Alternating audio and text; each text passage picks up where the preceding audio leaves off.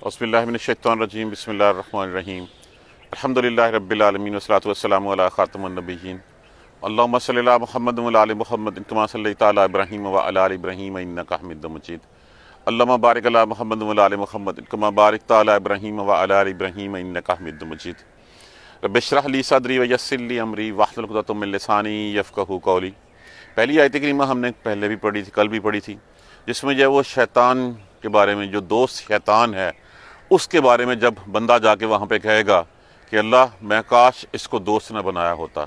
ये वो था जिसने लक़द अदल्लनी, जिसने बिलाशुबा मुझे गुमराह कर दिया था, अन ज़िक्र, तेरे ज़िक्र से, इस कुरान से मुझे गुमराह कर दिया था, बाद इस जानी, जबकि वो मेरे पास आ चुका था। वकाना शैतानु, और है शैतान, लिल इंसाने, इंसान के लिए, खजूला, दगाबाज, धोखेबाज, धोखा देने वाला, बेवफा। अब देखिए जिक्र आ गया, दुनिया के पीछे लग के हमने इस जिक्र को बोल दिया, हमने इस कुरान को जो है ना वो अहमियत नहीं दी, हमने सिर्फ इसको अमलियात का कलाम समझ के रख लिया कि बस ठीक है, और फिर साथ हमने बना लिया कि अच्छा इसकी फलां आयतें इतनी दफ़ा पढ़ने से मुझे ये, और किस काम के लिए? दुनियावी मकासद के लिए। ये कुरान तो राह दिखाता है रोज़े आखिरत तक का रास्ता, सिराते मुस्तकीम के, तुमने किस तरह उस तरफ जाना है। हमने इसको बना लिया कि अच्छा फलां आयतें पढ़ेंगे तो मेरे माल में इजाफा हो जाएगा, फलां आयतें पढ़ेंगे तो मेरे लिए दुनियावी फ़वाइद के लिए। हमने इससे अपनी तख्लीक का मकसद नहीं पहचाना, इससे हमने वो राह नहीं देखी जो राह जो है वो हमें दिखाई गई थी। जो कहा गया था कि जब हमने कहा था कि हदीनस सिरातल मुस्तकीम, तो अल्लाह ने फरमाया था ज़ालिकल किताब, ये किताब पकड़ लो, ला रैब फीह, इसमें शक न करना, हुदल लिल मुत्तकीन, ये मुत्तकियों के लिए जो है वो हदायत है।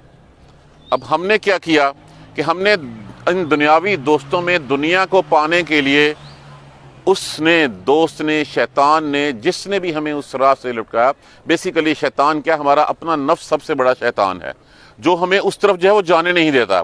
उसने बुला दिया, मुझे बेराह कर दिया इस कुरान से, जबकि ये मेरे पास आ चुका था। और शैतान है धोखा देने वाला, वो धोखा देगा, वो दुनिया में भी धोखा देगा, जलीलो ख्वार करेगा, और आखिर में भी जाके कहेगा मैं कौन सा ज़बरदस्ती इसको लेके आया था, मैंने तो एक ख्याल डाला था, ये खुद उस राह पर चलने के लिए पहले तैयार था, ये चल पड़ा। अब ये तो वो बात हो गई। अब अगली बात जो ज़्यादा और सख्त, थोड़ी सी सख्त है, वक़ाल रसूल, और रसूल कहेंगे, रसूल फरमाएंगे। ये किस दिन की बात हो रही है? रोज़े महशर की बात हो रही है। या रब्बी, ऐ मेरे परवरदिगार, इन्ना, बेशक, कौमी, कौमी मेरे लोगों ने, मेरी कौम ने, मेरी उम्मत ने, अत्तखज़ू, बना लिया था, कर लिया था, हाज़िल कुरान, इस कुरान को, महजूरा, इस कुरान को मेरी कौम ने तर्क कर दिया था। अब इस लफ्ज़ को जो है ना वो हम दो अंदाज में पढ़ सकते हैं, दोनों के ऊपर जो है वो इसके मानी मुख्तलिफ हैं। बेशक ऐ मेरे परवरदिगार, मेरी कौम ने इस कुरान को छोड़ रखा था। अब जब ये शिकायत अल्लाह का रसूल लगाएगा तो फिर क्या रह जाएगा हमारे लिए? वकज़ालिका, और इसी तरह, जालना, बनाया हमने, लिकुल्ले नबिय्यिन, हर नबी के लिए, अदुवन, दुश्मन, मिनल मुजरिमीन, मुजरिमों में से। ये सिर्फ आपकी मुखालफत नहीं कर रहे, ये आपके सामने नहीं खड़े हो रहे, इससे पहले भी जितने भी अंबिया कराम आए, उन तमाम अंबिया कराम के ये गुनाहगार लोग दुश्मन थे। वकफ़ा, और काफ़ी है, बिरब्बिका, परवरदिगार आपका, हादियन, हदायत देने वाला, व नसीरा, और मदद करने वाला। और आपके लिए तो आपका परवरदिगार ही हदायत देने वाला और मदद देने वाला काफ़ी है। आप तसल्ली रखिए, भरोसा उसी पर रखिए, फतवक्कल अलल्लाह, सिर्फ भरोसा अल्लाह पर ही रखिए, वही तुम्हारे लिए काफ़ी है। फिर एक दफ़ा तर्जुमा देखिए, लक़द अदल्लनी अन ज़िक्र बाद इज़ जाअनी, बिलाशुबा बुला दिया मुझे इस कुरान को जबकि ये मेरे पास आ चुका था। ये ज़िक्र जबकि मेरे पास आ गया था, लेकिन मैं इसको फिर मुझे बुला दिया। और शैतान है इंसान के लिए बड़ा धोखेबाज, बड़ा बेवफा है। वक़ाल रसूल, और रसूल कहेगा, या रब्बी, ऐ मेरे परवरदिगार, इन्ना कौमी इत्तख़ज़ू हाज़ल कुरान महजूरा, बेशक मेरी कौम ने इस कुरान को छोड़ रखा था। अब इस बात को अपने दिल के ऊपर ज़रा लाइए और सोचिए कि रब का रसूल जो है वो शिकायत कर रहा होगा, وَكَذَلِكَ جَعَلْنَا، اور اسی طرح ہر نبی کے لیے ہم نے مجرم گناہگاروں میں سے دشمن بنا رکھے تھے۔ وَكَفَىٰ بِرَبِّكَ هَادِيًا وَنَصِيرًا، اور آپ کا پروردگار ہی راہ دکھانے والا اور مدد کرنے والا کافی ہے۔ اب آ جائیے اس لفظ کے اوپر پہلے، مہجورہ۔ مہجورہ کو دو طرح، اگر ہم ہاجرہ سے پڑھیں گے اس کے اوپر زبر لگا لیتے ہیں، زبر کے ساتھ ہے، تو اس کا معنی ہوتا ہے متروک کرنا، چھوڑ دینا، ترک کر دینا کسی چیز کو۔ اگر ہم ترک کی بات کرتے ہیں تو پھر قرآن کو جو ہے وہ ہم نے چھوڑ رکھا ہے۔ قرآن کو صرف ہم نے اوپر والے طاقچے میں سجا رکھا ہے۔ ہم نے قرآن کو صرف ریشمی غلاف میں رکھ کے اسے پڑھنے مرنے والے کے اوپر یاسین پڑھنے کے لیے استعمال کر دیتے ہیں، یا دنیا کے عملیات کے لیے ہم اس کو استعمال کرتے ہیں۔ اور یہ ہم نے بنا رکھے، دیکھیں کوئی بھی چیز جو اللہ کے رسول سے مسنون ہے صرف وہ ہے، باقی کچھ نہیں ہے۔ ہم نے یہ بنا رکھا ہے کہ فلاں آیتیں اتنی دفعہ پڑھنے سے میرے گھر جائے وہ بیٹا پیدا ہو جائے گا، فلاں آیتیں اتنی دفعہ پڑھنے سے کاروبار میں برکت آ جائے گی، فلاں یہ کرنے سے یہ بیماری ٹل جائے گی۔ یہ ہم اس سے اپنی وہ راہ نہیں دیکھتے جو ابدی زندگی کی طرف راستہ لے کے جاتا ہے ہمارا۔ وہاں پہ اللہ تبارک و تعالیٰ کے رسول جو ہے وہ شکایت لگائیں گے، کہیں گے کہ یہ وہ شخص تھا جس نے گوروں کی زبان، کافروں کی زبان انگریزی فر فر فر فر بولتا تھا، لیکن اس نے میرے قرآن کے جو ہے وہ معنوں کے اوپر اس کو سمجھنے کے لیے اس نے کوئی ٹائم نہیں نکالا۔ یہ دنیا میں اس طرح کھو گیا تھا، اس نے انگریزی اس لیے پڑھی تھی کہ وہ دنیا میں ترقی کر سکے، دنیا میں اپنا نام، آج ہم کہتے ہیں ہم نے ایک ترقی کا جو زینہ ہے اس کو یہی سمجھ لیا ہے، جس کی انگریزی اچھی ہے وہ بہت پڑھا لکھا ہے، چاہے اس کو قرآن اور سنت کے بارے میں جو ہے وہ ایک ڈھیلا نہ پتا ہو، ایک لفظ نہ پتا ہو۔ یہاں پہ اس کا مطلب یہ لیا جائے گا کہ ہمیں بیسکس قرآن کی ضرور پڑھنی چاہیے، ہمیں قرآن سیکھنا چاہیے، ہم میں سے ہر ایک کو قرآن کا ترجمہ خود کرنے کے قابل ہونا چاہیے، نہیں تو کیا ہوگا، اللہ کا رسول جا کے شکایت لگائے گا، اللہ کا رسول شکایت لگائے کہ میرے قرآن کو چھوڑ رکھا تھا انہوں نے، یہ صرف ثواب کی غرض سے پڑھتے تھے، یہ لوگوں کے اوپر جو ہے وہ اپنی ریاکاریوں کی وجہ سے پڑھتے تھے، صرف لوگوں کو اپنا سکہ جمانے کے لیے یا مرنے والوں کے لیے پڑھا کرتے تھے۔ تو ترک کرنا تو یہ ہے کہ ہم اس قرآن کو اپنی زندگیوں کے اوپر لاگو کریں۔ ہم نے زندگی کیسے گزارنی ہے، یہ زندگی گزارنے کا طریقہ ہمیں قرآن بتاتا ہے۔ قرآن ہمیں ماضی کے قصے بتاتا ہے کہ جو اس راہ پہ نہیں چلے ان کا یہ حشر ہوا۔ قرآن ہمیں مستقبل کی پیشن گوئیاں بتاتا ہے کہ اگر تم یہ کرو گے تو تمہیں یہ ملے گا۔ مسلمانوں کا جب وہ کہ بھوکے پیٹ ہوتے تھے، کھانے کو کچھ نہیں ہوتا تھا، کفار مکہ، مشرکین مکہ جو ہے وہ ان کے اوپر اذیتوں کے پہاڑ توڑتے تھے، تب روم اور فارس کی جو ہے وہ فتح کی خوشخبریاں سنائی تھی۔ کس لیے؟ ساتھ یہ کہا تھا کہ یہ راہ ہے، اس راہ پہ چلنا، اس راہ پہ چلے، اور پھر اللہ نے جو ہے وہ اپنی جو کامیاب ہیں، جن کا وعدہ کیا تھا وہ ساری کی ساری پوری ہیں۔ اگر ہم اس کو جو ہے وہ حجر کی بجائے حجر کے معنوں میں پڑھتے ہیں، اس سے سمجھتے ہیں، تو اس کا مطلب یہ ہوتا ہے کہ کسی بھی چیز کو، قرآن کو جو ہے نا معاذ اللہ ثم معاذ اللہ، مشرکین مکہ کیا کہا کرتے تھے کہ یہ قرآن ایسے خود ہی لکھ لائے، یہ معاذ اللہ وہ لفظ کہتے تھے کہ یہ استہزاء اڑاتے تھے کہ یہ مذاق ہے، یہ ہذیان ہے، اس طرح کے الفاظ جو استعمال کرتے تھے۔ اور دوسرا یہ ہے کہ یہ بنا لیا ہے خود، کوئی جن دے گیا ہے، تو دوسرا یہ ہے کہ اس کے اوپر طنز و تشنیع کیا کرتے تھے اور کہا کرتے تھے کہ یہ کچھ چیز ایسی نہیں ہے، یہ سوائے قصے کہانیاں ہیں، یا اس کو کھیل تماشا جو ہے وہ بنا رکھا ہوا تھا۔ تو یہ دونوں معنوں میں اگر آپ دیکھیں تو اللہ کے رسول نے تو کہا تھا میں اس قوم کے بارے میں، تو ہم کیا اللہ کے رسول کی امت نہیں ہیں؟ ہم کلمہ اسی رسول کا پڑھتے ہیں، ہم نعرے اسی کے لگاتے ہیں، ہم اسی کو رہبر و رہنما مانتے ہیں، لیکن جو کتاب آئی ہے اس کتاب کو ماننے کے لیے تیار نہیں ہیں۔ اس کتاب کو صرف ہم سنتے ہیں، سمجھتے ہیں، لذت لیتے ہیں، دنیا کی زندگی کے عملیات کے لیے اس کو ٹھیک سمجھتے ہیں، لیکن آخرت کے لیے ہم اس میں سے کوئی راستہ نہیں ڈھونڈتے۔ ہم نہیں سمجھتے اس میں سے کہ ہماری تخلیق کا مقصد کیا ہے۔ اللہ نے کیا مقصد بتایا؟ اللہ نے تو مقصد بتایا کہ تمہارا مقصد صرف ما خلقت الجن والانس الا لیعبدون، سوائے اس کے کہ میری بندگی کریں، بندگی کریں، غلامی کریں۔ اب یہ بندگی غلامی کہاں سے سیکھنی ہے؟ ہم نے اسی قرآن سے سیکھنی ہے۔ اس قرآن کو تو جو اللہ کا رسول جب کہہ رہا ہے تو اللہ کے رسول جھوٹ تو نہیں بولیں گے۔ وہاں پہ کیا کہا؟ یا ربی انا قومی اتخذوا ھذا القرآن مہجورا، میری قوم نے قرآن کو تو چھوڑ رکھا تھا، اس کو ترک کر دیا ہوا تھا۔ کیا جواب دیں گے ہم جا کے وہاں پہ؟ ہمارے گھر میں معاذ اللہ ثم معاذ اللہ سے معافی مانگیں ہم کہ سب سے زیادہ غرض جس کا کتاب پہ پڑھی ہوتی ہے وہ قرآن پاک ہی ہوتی ہے، ہم عرصوں تک اس کو جو ہے وہ ہٹاتے نہیں ہیں۔ وہ ایک قصہ جو ہے وہ کسی نے خوب سنایا کہ گھر میں کسی نے کوئی قرآن خوانی کا بندوبست کیا، قاری صاحب کو بلایا، قاری صاحب کو کھانا کھلایا، قاری صاحب چلے گئے، بعد میں انہوں نے دیکھا تو انہوں نے کہا کہ قاری صاحب تو ہمارے یہاں پہ ڈرائنگ روم میں بیٹھ کے انہوں نے کھانا کھایا تھا، یہاں پہ تو اتنے پیسے پڑے ہوئے تھے، وہ قاری صاحب اٹھا کے لے گئے، چوری کر گئے، چلے گئے۔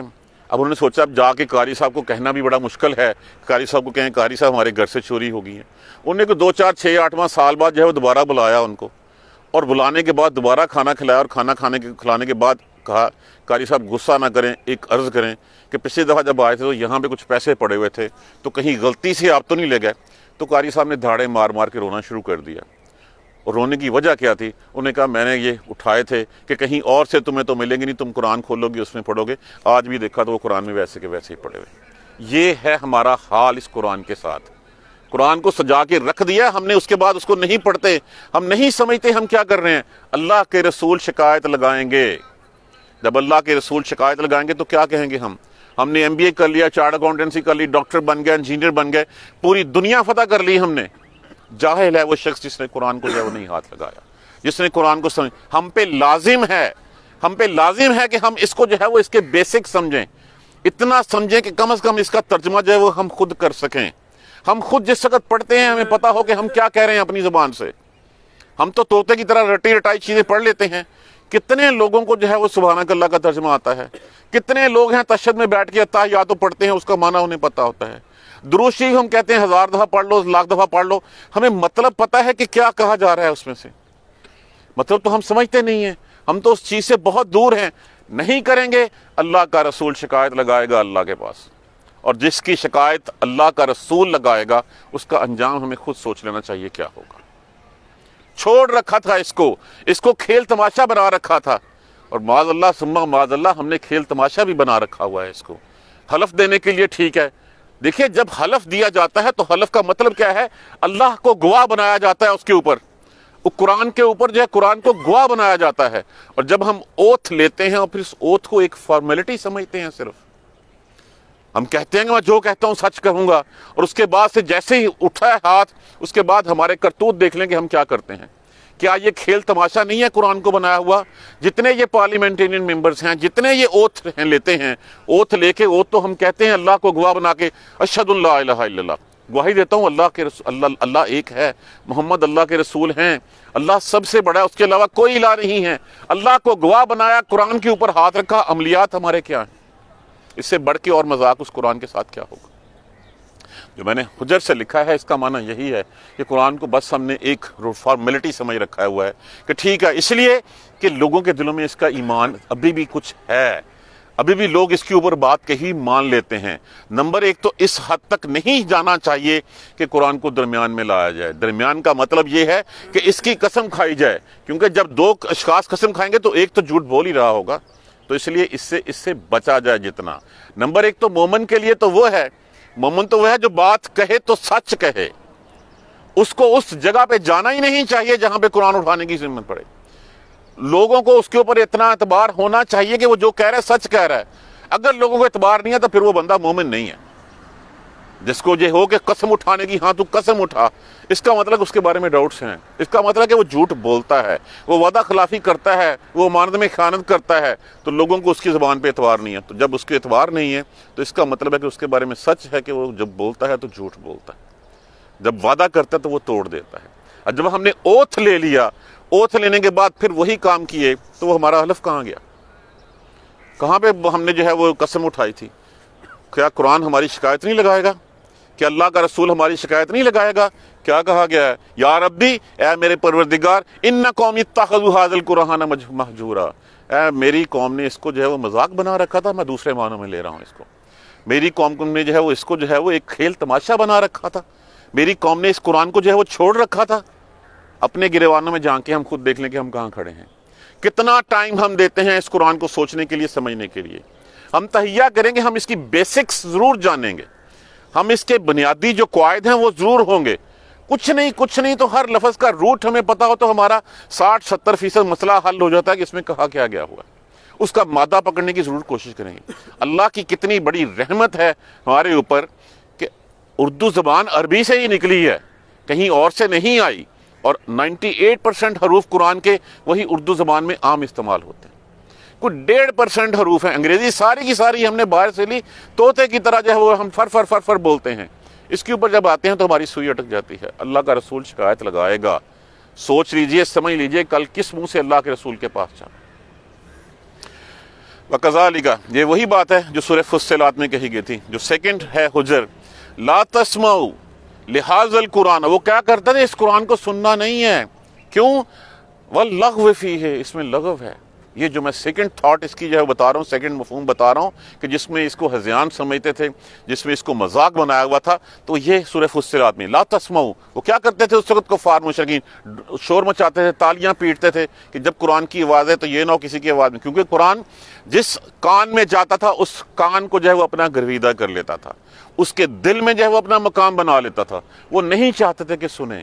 آج ہم نے قرآن کو چھوڑ کے بہت ساری اور چیزوں کو، ہماری توجہ باجے گاجے کی طرف ہو گئی ہے، ہماری توجہ جو ہے وہ اس وقت شاعرانہ کلاموں کی طرف ہو گئی ہے جن کو ہم صوفیانہ کلام کہتے ہیں، ہماری توجہ جو ہے وہ اس میلوں ٹھیلوں کی طرف چلی گئی ہے جہاں پہ بزرگوں کے نام کے اوپر جو کھیل تماشا رچایا جاتا ہے اور اس کے اوپر جو ہے اس کو ہم عبادت کا درجہ دے بیٹھے ہوئے ہیں۔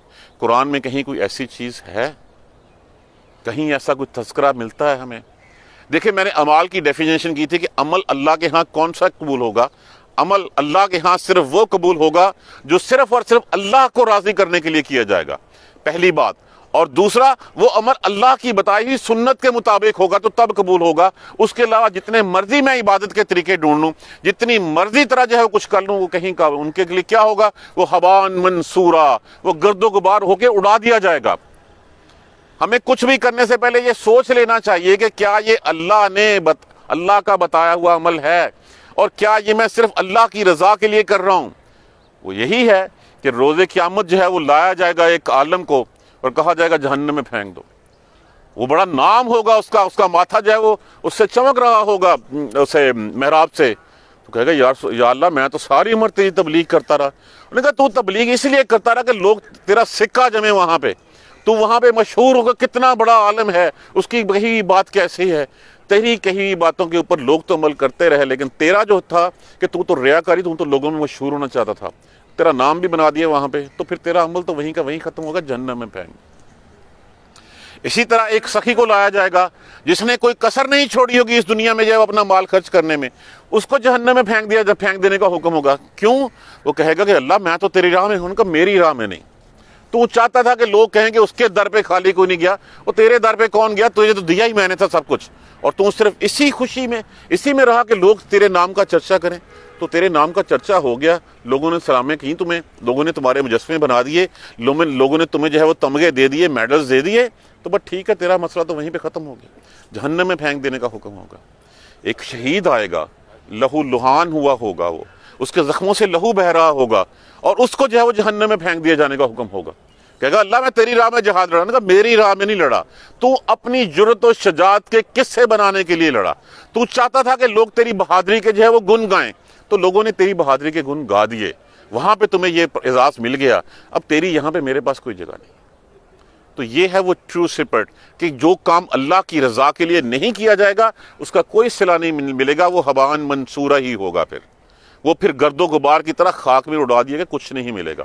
اور دوسرا، وہ اللہ کے بتائے ہوئے، اللہ اور اس کے رسول کے بتائے ہوئے طریقے کے مطابق ہوگا۔ یہ ہوگا تو پھر چلے گا، نہیں تو پھر ہمیں تیار رہنا چاہیے۔ معاذ اللہ تعالیٰ ہمیں محفوظ رکھے کہ کہیں ہم ان لوگوں میں نہ ہوں جن کی شکایت رسول کر رہے ہوں گے وہاں پہ۔ ہم کچھ تو کر لیں، کچھ تو ٹائم دے لیں اس کو۔ ہم ناولز پڑھتے ہیں، ہم فکشنز پڑھتے ہیں، ہم کتنا کچھ پڑھتے ہیں۔ ہم قرآن کیوں نہیں دائیں ہاتھ سے اپنے قرآن سامنے رکھ کے جو ہے وہ بیٹھ جاتے؟ کیوں نہیں اس کو جو ہے وہ دو چار چیزیں جو ہے وہ پڑھ کے سو جاتے؟ ہمارا ٹائم جو ہے وہ ٹاک شوز کے اوپر تو ضائع ہوتا ہے، ہمارا ٹائم ادھر ادھر کی ایکٹیویٹیز کے اوپر تو ضائع ہوتا ہے، اس چیز کو جو ہے وہ ہم کبھی نہیں دیکھتے۔ تو نہ ترک کریں ہم اس کو، نہ کھیل تماشا بنائیں، نہیں تو شکایت اللہ کا رسول لگائے گا، اور یہ بات میرا قرآن کہہ رہا ہے، اور قرآن کی کوئی بات جس میں ہم شک نہیں کر سکتے۔ اور پھر اسی طرح ان مشرکین کے بارے میں فرمایا کہ یہ جو مشرکین ہیں، یہ جو کافر ہیں، یہ کافر اگر آپ کے دشمن ہیں تو بے فکر رہیے۔ یہ سنت ہے اللہ کی کہ قرآن اگر حق کو اٹھانا ہوتا ہے تو اللہ باطل سے ٹکراتا ضرور ہے اس کو، تاکہ وہ چھلنی سے چھان لیا جائے اور پتہ چل جائے کہ اصل فتح کس کی ہے، اصل سچائی کون سی ہے۔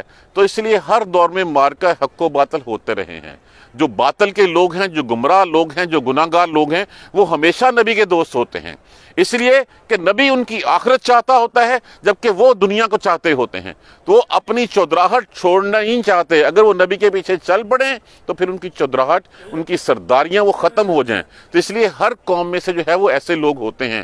یہاں پہ اگر ابو جہل، ابو لہب ہیں تو کیا ہوا؟ کوئی بات نہیں، ان کا انجام جو ہے اللہ آپ کو راستہ دکھانے والا ہے اور مددگار ہے، اور اللہ نے پھر راہ بھی دکھائی اور مدد بھی کی۔ بدر میں جو ہے وہ یہی لوگ جو ہے وہ کہاں چلے گئے؟ 70 سرداروں کی بڑی لوٹ جو وہ سب سے بڑے دشمن تھے آپ صلی اللہ علیہ وآلہ وسلم کے، ان کے سر اتار دیے گئے۔ یہ دیکھیے، آپ جتنے بھی انبیاء کرام کے قصے پڑھ کے دیکھ لیں، جتنے بھی انبیاء کرام کا تذکرہ قرآن پاک میں ہے کہ حق اور باطل کا معرکہ ہوا، حق کے جو ہے وہ دشمن تھے، نبی کے داعی کے دشمن تھے، اور پھر وہ دشمن فنا ہوئے، اور فتح کس کی ہوئی؟ حق کی ہوئی۔ تو اصل حقیقت کیا ہے کہ یہ حق غالب آ کے رہنا ہے۔ روز آخرت بھی اس وقت تک قیامت نہیں آئے گی، پہلے جب تک دین پھیل جائے گا اللہ کا، جب امام مہدی تشریف لائیں گے، جب حضرت عیسیٰ علیہ السلام جو ہے وہ اتریں گے، پھر تو اس کے بعد جو ہے وہ کوئی دو شخص بھی ایسے نہیں ہوں گے جن کا آپس میں بغض یا کوئی کینہ ہوگا یا کوئی حسد ہوگا۔ تو اسلام غالب آ کر رہے گا۔ اگر ہم اپنا حصہ لینا چاہتے ہیں تو اس وقت ہم کمرہ امتحان میں ہیں، اس امتحان کے بعد پھر کچھ نہیں ہوگا۔ آج کی مہلت ہے، اس مہلت کا فائدہ اٹھا لیں، قرآن کو کچھ ٹائم دے لیں، اور ٹائم دے کے پھر اس کے اوپر جس حد تک پاسبل ہو اس کے اوپر عمل کریں۔ اگر ہم عمل نہیں کریں گے تو پھر اللہ کے ہاں جا کے جو ہوگا کہ ہاں تجھے پتا تو تھا، یہ جو پہلی بات کہی ہے، اضلنی عن الذکر بعد اذ جاءنی، آ گیا تھا میں پھر نہیں کچھ بھی کیتا، اس کے بعد بھی کرنے کے بعد اگر میں اسی راہ پہ رہوں گا تو پھر شکایت پکی ہے۔ اللہ تبارک و تعالی ہمیں قرآن سمجھ کر پڑھنے اور اس پر عمل کرنے کی ہمت اور توفیق دیں۔ جزاک اللہ خیر۔ سبحانک اللہم و بحمدک، اشہد ان لا الہ الا انت، استغفرک و اتوب الیک۔ اعوذ باللہ من الشیطان الرجیم، بسم اللہ الرحمن الرحیم، الحمدللہ رب العالمین، الحمدللہ رب العالمین، الحمدللہ رب العالمین۔ اللہم صلی علی محمد وعلی آل محمد کما صلیت علی ابراہیم وعلی آل ابراہیم انک حمید مجید۔ اللہم بارک علی محمد وعلی آل محمد کما بارکت علی ابراہیم وعلی آل ابراہیم انک حمید مجید۔ ربنا لا تؤاخذنا ان نسینا واخطانا ربنا ولا تحمل علینا اصرا کما حملتہ علی الذین من قبلنا ربنا ولا تحملنا ما لا طاقۃ لنا به واعف عنا واغفر لنا وارحمنا انت مولانا فانصرنا علی القوم الکافرین۔ ربنا لا تزغ قلوبنا بعد اذ ہدیتنا وہب لنا من لدنک رحمۃ انک انت الوہاب رب اغفر وارحم وانت خیر الراحمین۔ یا رب ارحمہما کما ربیانی صغیرا، یا رب ارحمہما کما ربیانی صغیرا، یا رب ارحمہما کما ربیانی صغیرا۔ اللہم اغفر لنا وارحمنا، اللہم اغفر لنا وارحمنا، اللہم اغفر لنا وارحمنا۔ ربنا تقبل منا انک انت السمیع العلیم وتب علینا انک انت التواب الرحیم۔ الحمدللہ رب العالمین، آمین۔